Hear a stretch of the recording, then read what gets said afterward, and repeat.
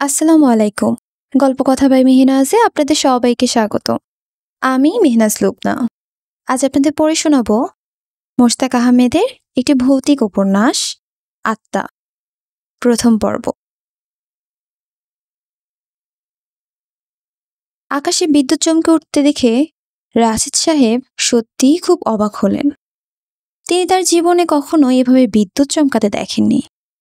পরিষ্কার আকাশ, কোথাও কোনো মেঘ নেই, বাতাসের গতিও স্বাভাবিক, অথচ আকাশে বিদ্যুৎ চমকে উঠল। প্রথমে ভেবেছিলেন বুঝি মনের ভুল, কিন্তু কয়েক সেকেন্ড পরই যখন সুরগম্ভীর মেঘের ডাক শুনলেন তখন নিশ্চিত হলেন। বুঝতে পারলেন তিনি জানালা দিয়ে আকাশের যে অংশটা দেখতে পাচ্ছেন না, হয়তো সেখানেই মেঘ রয়েছে।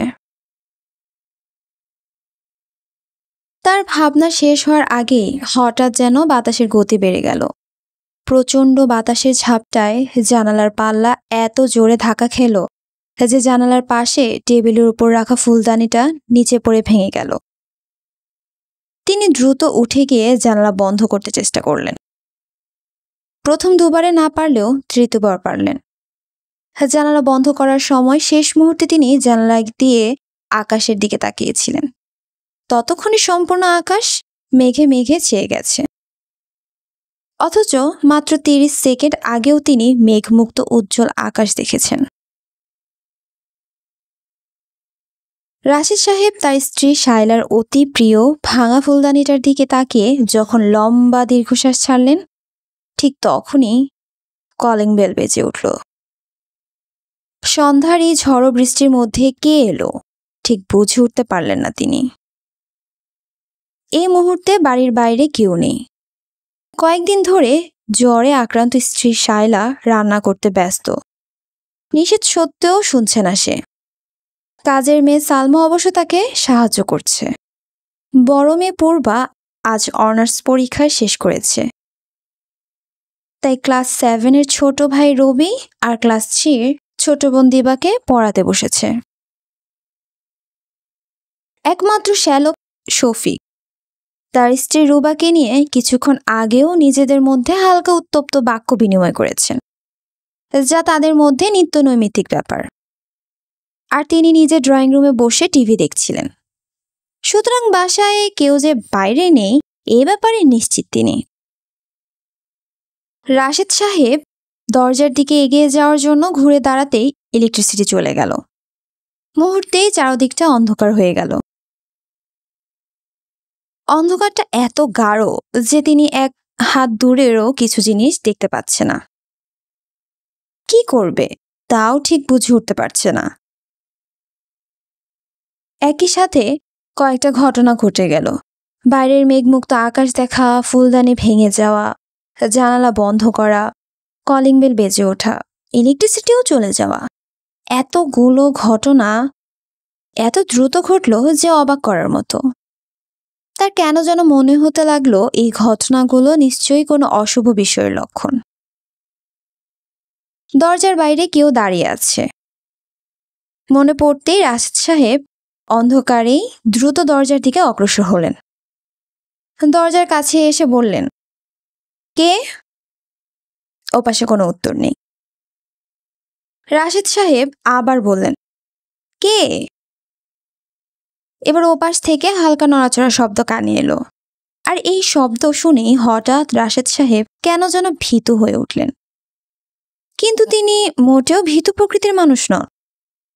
তার এই 50 বছরের জীবনেই তিনি অনেকবারই তা প্রমাণ করেছেন।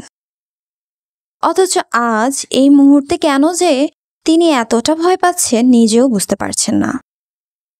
তার শরীরের প্রত্যেকটা লোম খাড়া হয়ে আছে। বুঝতে পারছেন তার কপালে মৃদু মৃদু ঘামও জমতে শুরু করেছে। রাশেদ সাহেবের ভয় কিছুটা হলেও কমল যখন তার পাশে বড় মেয়ে পূর্বা মোমবাতি নিয়ে এসে দাঁড়ালো। তবে এখনো তিনি হাঁপাচ্ছেন। তার কাছে সম্পূর্ণ ব্যাপারটা কেমন যেন ভৌতিক মনে হচ্ছে। তাই তো নিজেকে স্থির রাখতে পারছেন না। ব্যাপারটা চোখ এড়ালো না পূর্বার। সে বেশ অবাক হয়ে বলল, বাবা তুমি এমন করছো কেন? না মানে দরজায় কে যেন এসেছে। এসেছে ভালো কথা, কিন্তু তুমি কেন যেন অস্থির হয়ে উঠেছো? তোমার এমনিতেই প্রেশারের সমস্যা রয়েছে। তুমি যদি এভাবে অস্থির হয়ে ওঠো, তাহলে তো হঠাৎ প্রেশার বেড়ে গিয়ে ভয়ানক কিছু ঘটে যাবে। ঠিক আছে, আর অস্থির হব না। তুই দেখ তো মা, কে এসেছে? এত ঝড় বৃষ্টির মধ্যে নিশ্চয়ই কেউ বিপদে পড়ে আমাদের কাছে এসেছে। ঠিক আছে, দেখছি। পূর্বা দরজার একেবারে কাছে গিয়ে বলল, কে? ওপাশে কোনো সাড়া শব্দ নেই। পূর্বা আবার বলল, কে? এবারে কোনো সাড়া শব্দ হলো না। পূর্বা খানিকটা বিরক্ত হয়ে বলল, কেউ তো নেই বাবা, সম্ভবত দরজার বাতাসে ধাক্কা লেগেছিল। তা কি করে সম্ভব? আমি নিজে কলিং বেলের শব্দ শুনেছি। তুই শুনিসনি? হুম, শুনেছি। আমতা আমতা করে বলল পূর্বা। তাহলে আবার জিজ্ঞেস কর না মা, যে এসেছে নিশ্চয়ই কোনো বিপদে পড়েছে। পূর্বা এবার জোর গলায় বলল, কে? ওপাশ থেকে এবার কেউ কথা বলল, রাশেদ ভাইজান আছেন? আপনি কে? রাশেদ ভাইজান কি আছেন? পূর্বা এবার তার বাবার দিকে ফিরে বলল, বাবা, তোমাকে ডাকছে। রাশেদ সাহেব আগেই দরজার কাছে চলে এসেছেন। বললেন, কে তুমি? ভাইজান, আমি বশির আলী। কোন বশির আলী? আপনি গো গ্রামের বশির আলী। রাশিদ সাহেব কিছুটা সময় নিলেন। তিনি মনে করতে চেষ্টা করলেন আদৌ বশির আলী নামের কাউকে তিনি চেনেন কিনা।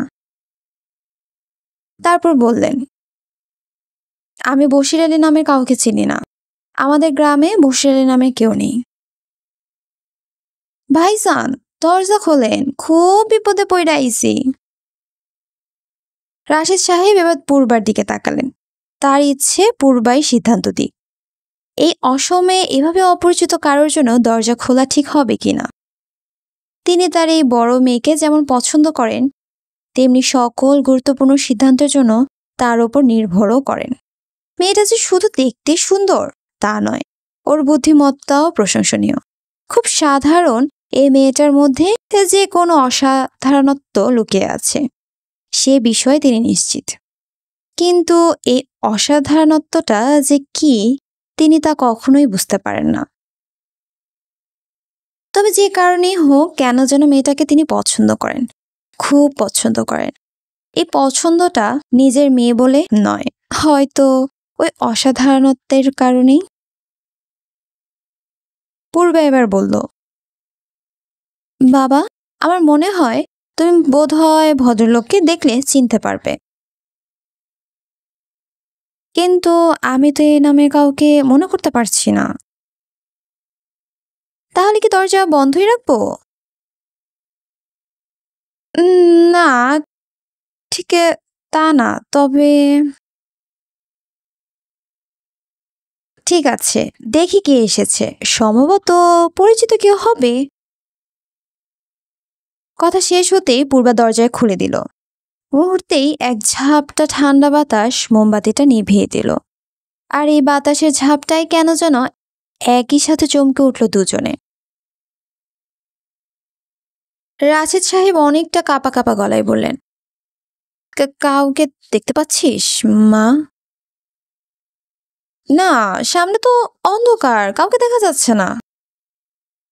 পুরো ভালো মতো লক্ষ্য করতে এবার বুঝতে পারলো সামনে কেউ একজন দাঁড়িয়ে আছে। অন্ধকারের চেহারাটা স্পষ্টভাবে দেখা যাচ্ছে না, তবে আবছা একটা অবয়ব বোঝা যাচ্ছে। কে? কে আপনি? কাকে চান? কথা বলার সময় পূর্বার গলার স্বর কেঁপে উঠল। ভাইজান, আপনি কেমন আছেন? আপনার শরীর ভালো তো? রাশিদ সাহেবের দিকে তাকিয়ে বলল আগন্তুক। এবার আগন্তুকে স্পষ্ট দেখতে পেল পূর্বা। একেবারে তার বাবার সামনে এগিয়ে আসায় সে এখন দেখতে পাচ্ছে মাঝবয়সী বশির আলী নামের ব্যক্তিকে। চেহারা দেখে সে সত্যিই কিছুটা ভরকে গেল। লম্বায় খানিকটা খাটোই হবে, জট পাকানো, মাথার চুল অস্বাভাবিক ঘাড় পর্যন্ত নেমেছে। মুখটা কেমন যেন স্বাভাবিক নয়। শরীরের রং ভয়ঙ্কর কালো, কয়লার মতোই হবে। কান দুটো স্বাভাবিকের তুলনায় কিছুটা বড়। গলা থেকে কোমর পর্যন্ত একটা কালো রঙের চাদরে ঢাকা। কাঁধের ব্যাগটাও কালো। কালো ছাড়া যেন লোকটার মধ্যে আর কিছুই নেই। ভাইজান, আপনারে কি চিনবার পারছেন? আগ্রহ নিয়ে বলল আগন্তুক। আমি আপনি আপনি বলেছিলেন আপনি বশির আলী, কিন্তু এই নামে আমি তো কাউকে। আমি বুঝবার পারছি আপনি আমার ভুইল্লা গেছেন। ভুইল্লা যাওয়াই স্বাভাবিক। আপনার সাথে আমার তো অনেক যুগ দেখা সাক্ষাৎ নাই। আমি বশির। কোন বশির? কিছুটা অধৈর্য হয়ে বললেন রাশেদ সাহেব। আপনাকে গ্রামের বশির? আমাদের গ্রামে? না, আমাদের গ্রামের কোনো বশি নেই। আমি মনে করতে পারছি না, আমি সত্যি দুঃখিত। ভাইজান, আপনি আমার ভুইল্লা গেছেন? বেশ আহত গলায় বলল বশির নামধারী ব্যক্তি। আসলে তুমি নিশ্চয় পূর্বা। আচমকেই পূর্বার দিকে ফিরে বলল আগন্তুক। পূর্বা চমকে উঠতেই সে আবার বলল, ভয় পাইও না, আমি খারাপ মানুষ না। তারপর আবার রাশেদ সাহেবের দিকে ফিরে বলল, ভাইজান, আপনার কি 15 বছর আগের কথা মনে আছে? আপনি ভাবিজান আর পূর্বারে নিয়ে এই শহর থেকে গ্রামে যাইতেছিলেন। পথে গাড়ি নষ্ট হওয়ায় থানা শহরে পৌঁছাইতে অনেক রাত হইছিল। পরে রিক্সা ভ্যান না পাইয়া রাইতের বেলায় পায়ে হাইটটা গ্রামে রওনা দিছিলেন। অর্ধেক পথ যাওয়ার পর খালের পাড়ে আপনাকে ডাকাইতে ধরছিল।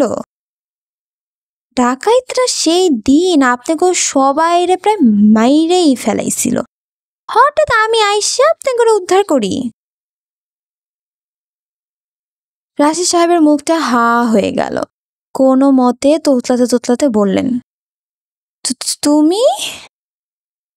হ ভাইজান, আমি হে বশির। কিন্তু তুমি তো মারা গেছো। না ভাইজান, আমি মারা যাই নাই। আমি সাধনার জন্য 15 বছর আগে গ্রাম ছাড়ছিলাম। সবাই ভাবছে আমি মইরা গেছি, কিন্তু আমি বাইসা আছি। আমি ঠিক বুঝতে।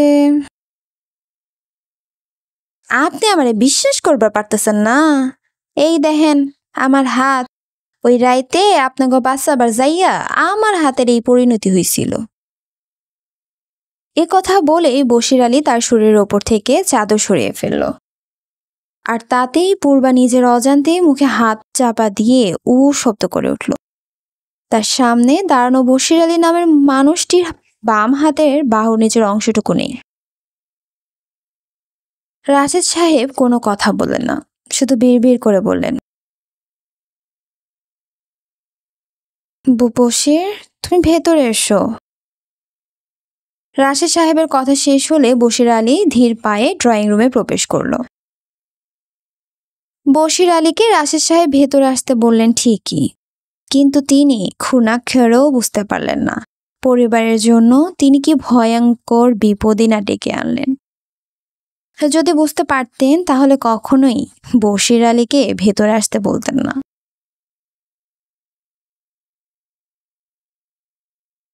রাশেদ সাহেব রান্নাঘরে এসে বললেন, বশির আলী এসেছে।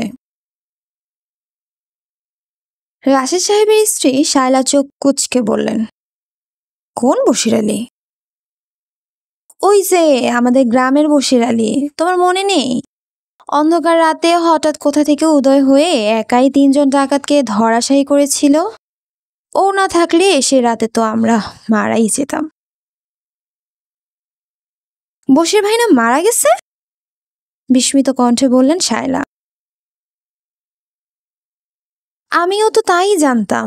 শহরে চিকিৎসার পর বশির আলীকে মাত্র কয়েকদিন গ্রামে দেখা যায়, তারপর আর দেখা যায়নি। সবাই ধরে নেয় ও মারা গেছে, কিন্তু এখন তো দেখছি দিব্যি বেঁচে আছে। যদিও চেহারায় কিছুটা পরিবর্তন এসেছে, তবে ততটা নয়। আর সে কাটা হাত। তুমি ঠিক চিনতে পেরেছো তো? আশঙ্কা কাটেনি শায়লার। আমার তো মনে হচ্ছে এই সে বশির আলী, যার কিনা অলৌকিক ক্ষমতা ছিল। তা না হলে একসাথে ৩ জন বিশালদেহী ডাকাতকে কিভাবে ধরাশায়ী করেছিল? নিজ চোখে দেখেছিলাম। অবশ্য বেচারাকে একটা হাত হারাতে হয়েছিল। এক কাজ করো, আগ্রহ নিয়ে বললেন রাশেদ সাহেব। তুমি একবার এসো না, তুমি দেখলে হয়তো নিশ্চিত হতে পারবে। ঠিক আছে, তুমি যাও, আমি জানিয়ে আসছি। তাড়াতাড়ি আসো। হুম।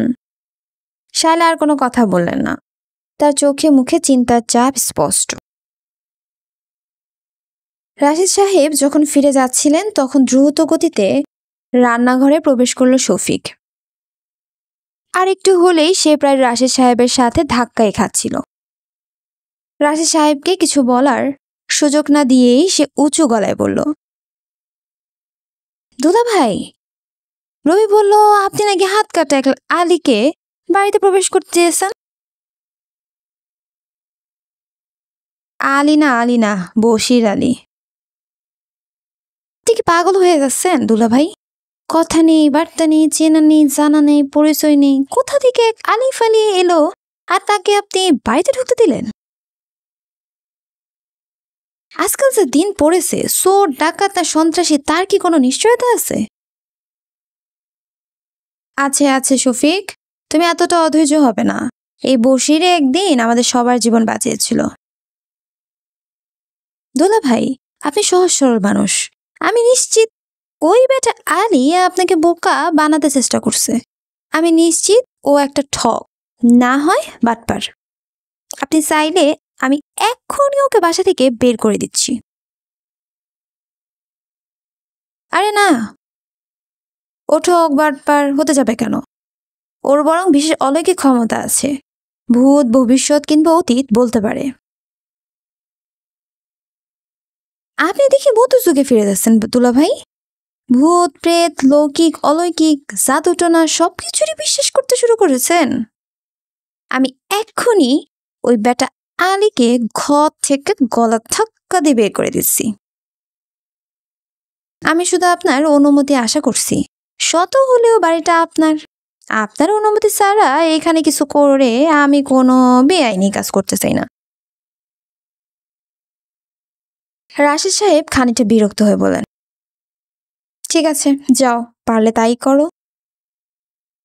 শফিক যেভাবে ঝড়ের বেগে রান্নাঘরে প্রবেশ করেছিল, জামার হাতা ঘুটাতে ঘুটাতে ঠিক একই বেগে রান্নাঘর থেকে বেরিয়ে এলো। রাশেদ সাহেব যখন রান্নাঘর থেকে বাইরে পা বের করবে, ঠিক তখনই রুবা এসে ভেতরে প্রবেশ করলো। রাশেদ সাহেবকে সামনে দেখেই বলল, দুলা ভাই, আমি তো আপনাকেই খুঁজছিলাম। দিবা আমাকে বলল আপনি নাকি হাত কাটা এক ভয়ঙ্কর লোককে বাসায় ঢুকতে দিয়েছেন। হ্যাঁ দিয়েছি, তাতে কি হয়েছে? হঠাৎ রেগে উঠলেন রাশেদ সাহেব। সাধারণত তিনি এভাবে রেগে ওঠেন না। এক্ষুনি বের করে দিন, এক্ষুনি বের করে দিন। এই লোক কে না কে শেষে জীবনটাই না খোয়াতে হয়। হ্যাঁ, শুধু তোমাদেরই জীবন খোয়াতে হবে, আর আমরা জীবন হাতে নিয়ে বসে থাকবো না। কোথায় ভদ্রলোকের প্রতি কৃতজ্ঞতা প্রকাশ করবে তা না, ঘাট ধরে বাসা থেকে বের করে দিতে চাচ্ছে, যত সব। রাশেদ সাহেব আর দাঁড়ালেন না। রাগে গজ গজ করতে করতে তিনি রান্নাঘর থেকে বেরিয়ে গেলেন। রুবার শায়লার কাছে এগিয়ে এসে বলল, দেখুন তো আপা, দুলাভাই আমার উপর শুধু শুধু রাগ করলো। ওনার রাগ করা ঠিকই আছে, আপনিও একই কথা বলছেন? হ্যাঁ, বুঝতে পারছি। আজ কোনো না কোনো অঘটন ঘটবেই। ঠিক আছে, আমি যাচ্ছি। আমি দেখি ওই বেটা কিভাবে বাড়িতে কুমতলব নিয়ে থাকে। হ্যাঁ, তাই যাও। স্বামী স্ত্রী দুজনে মিলে সবাইকে উদ্ধার করো। রুবা রান্নাঘর থেকে বেরিয়ে যেতেই সালমা বলল, খালা, মানুষটার কি মেলা ক্ষমতা! ভূত পেত্নীর সাথে মারামারি করবার পারে। শায়লা কোনো কথা বললেন না, শুধু বড় বড় চোখে সালমার দিকে তাকালেন। আর তাতেই সালমা যা বোঝার তা বুঝে নিল। বশির আলী নামধারী মানুষটার চেহারা প্রথমে পূর্বার কাছে যতটা অস্বাভাবিক মনে হয়েছিল, এখন ততটা মনে হচ্ছে না। হয়তো অন্ধকারে আংশিক মনে প্রথমবার দেখেছিল বলেই এমন মনে হয়েছিল। তবে কেন যেন তার মনে হচ্ছে মানুষটা রহস্যময়। তার মধ্যে এমন কিছু রয়েছে যা স্বাভাবিক নয়। আর এ কারণেই পূর্বা তার প্রতি এক ধরনের আকর্ষণ অনুভব করছে। কেন যেন এই মানুষটার সাথে তার কথা বলে প্রকৃত রহস্য জানতে ইচ্ছা করছে। ড্রয়িং রুমের পর্দার ফাঁক দিয়ে ভেতরে রুকি দিলে সোফার ওপর বসে থাকা বশির আলী হাতের ইশারায় পূর্বাকে ভেতরে আসতে বলল। পূর্বা সামনের সোফায় এসে বসতেই সে খুব স্বাভাবিক গলায় বলল, পূর্বা, তুমি আমারে কাকা বইলা ডাকবা, সম্পর্কে আমি তোমার কাকা হই। জি, আমি যখন তোমার শেষ দেখছিলাম তখন তোমার বয়স মাত্র 6, আর এখন এই 15 বছর পর তোমার বয়স 21 হইছে। কাজে আমারে তোমার মনে থাকবো না, এটাই স্বাভাবিক। তাছাড়া তোমার সাথে আমার মাত্র একবার কথা হয়েছিল, ওই ডাকাইতের রাইতে। ডাকাইতরা তোমারে তোমার মায়ের কোলতে সিনাই নিয়া খালের পানিতে ফেলাই দিছিল। আমি যখন তোমারে পানি থেকে তুইলা আনি তখন আমারে জড়ায় ধইরা তোমার সে কি কান্না! এমনকি তুমি তোমার বাবা মার কোলেও যাইবার চাও নাই। আমারও খুব ইচ্ছা ছিল তোমারে আর কিছুক্ষণ কোলে রাখি, কিন্তু পারি নাই। কারণ তখন আমার একটা হাত কাটা গেছিল, শরীরও দুর্বল হইয়া পড়ছিল। তোমার কি এইসব কথা কিছু মনে আছে পূর্বা? জি না, খুব স্বাভাবিক। তবে একটা জিনিস কিন্তু সত্য। কি সত্য? তুমি তখনও সুন্দর আছিলা, এখনো সুন্দর। তো এখন আগের চাইতে আরো সুন্দর। আর শাড়িতে তোমারে বেশি সুন্দর লাগতেছে। তুমি কি সবসময় শাড়ি পরো? জি না, মাঝে মাঝে। আজ পরীক্ষা শেষ হলো তো তাই শখ করে পরেছি। এক রঙা শাড়ি বুঝি তোমার খুব পছন্দ? জি, আমি সব সময় এক রঙের শাড়িই পরি। তুমি মনে হয় আমরা ভয় পেতেছো। না আমি বুঝবার পারি। আমারে ভয় পাইও না। না, আমি ভয় পাবো কেন? আপনি তো আমার জীবন বাঁচিয়েছিলেন। বসে আলী ছোট্ট দীর্ঘশ্বাস ছেড়ে বলল, আমি আইসা তোমাকে খুব বিপদে ফেলাই দিলাম না? না কাকা, বিপদের কি আছে? আপনি তো আমাদের মেহমানি। এই প্রথম পূর্বা বশির আলীকে কাকা বলল। আসলে আসবার চাই নাই, তোমাগর বাড়ির পাশ দিয়েই যাইতেছিলাম। হঠাৎ বুঝবার পারলাম আইজ রাইডটা ভয়ঙ্কর খারাপ একটা রাইড। বাতাসের গতি ভালো না, বাইরে থাকার কোনো উপায় নাই। ভাবছিলাম আস্তানায় ফিরে যাব, পরে বুঝলাম আস্তানায় ফিরে যাবার সময়ও নাই। তাই তোমাগো বাড়িতে ঢুইকা পড়লাম। ভালোই করেছেন।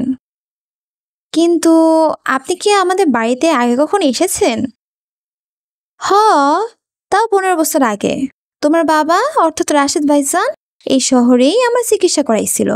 চিকিৎসা শেষে তোমার বাবারে ধন্যবাদ জানাইতে এই বাড়িতে একবার আইছিলাম। তারপর অবশ্য কয়েকবার এই বাড়ির পাশ দিয়ে গেছি, কিন্তু কখনো ভিতরে আসি নাই। আইস উপায় আসিল না। আমরা বরং খুশি হয়েছি। অন্তত আমি আপনার প্রতি কৃতজ্ঞতা জানানোর সুযোগ পেলাম। আপনি আমার বাবা মা সকলের জীবন রক্ষা করেছিলেন। আপনি সেদিন যদি আমাদের না বাঁচাতেন তাহলে হয়তো আমরা কেউই আর বেঁচে থাকতাম না। আজ এতদিন পরে হলেও আমি সত্যি কৃতজ্ঞতা প্রকাশ করছি। না না পূর্বা, তোমার কৃতজ্ঞতা প্রকাশের প্রয়োজন নাই। আমি যা করছিলাম সবই ছিল আমার দায়িত্ব। এরপর কয়েক মুহূর্তের জন্য দুজনে চুপ হয়ে গেল। তারপর পূর্বা বলল, বশির কাকা, আপনি বলেছিলেন আজ রাতটা ভালো নয়, আপনি বুঝলেন কিভাবে? বশির আলী মৃদু হেসে বলল, আমি অনেক কিছুই বুঝতে পারি। মানে? মানে কিছু না, কিছু কিছু বিষয় আমি অনুমান করবার পারি। পূর্বা ভ্রু কুচকে বলল, আপনার এই অনুমান কতটা সত্য হয়? 100 ভাগ। তা কিভাবে সম্ভব? জানি না, তয় কেন যেন আমি পারি। আজ এই পর্যন্তই। যদি আপনাদের আমার কাছ থেকে গল্পটি শুনে ভালো লেগে থাকে তাহলে প্লিজ কমেন্ট করে জানাতে ভুলবেন না। আর আমার চ্যানেলটি যদি ভালো লেগে থাকে তাহলে অবশ্যই লাইক, শেয়ার অ্যান্ড সাবস্ক্রাইব করবেন। Thank you.